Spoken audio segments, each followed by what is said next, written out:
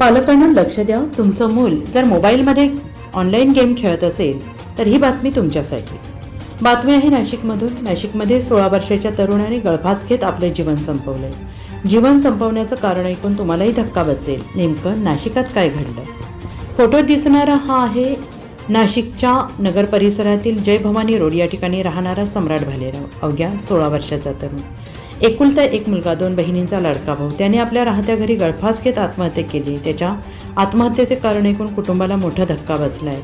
मोबाईलमध्ये online game खेळत असताना त्यात तो 1200 रुपये हरला. त्यातून निर्माण झालेल्या तणावातून त्याने आपली जीवनयात्रा संपवली. त्यामुळे भालेराव कुटुंबावर दुःखाचा डोंगर कोसळला आहे. अवघ्या 16 वर्षाच्या मुलानं आत्महत्या केल्यानं संपूर्ण कुटुंब उद्ध्वस्त झालं आहे. माझा मुलगा नेहमी मोबाईलमध्ये गुंतून असायचा, तासनतास फोनमध्ये असायचा, असं त्याच्या नातेवाईकांनी सांगितले.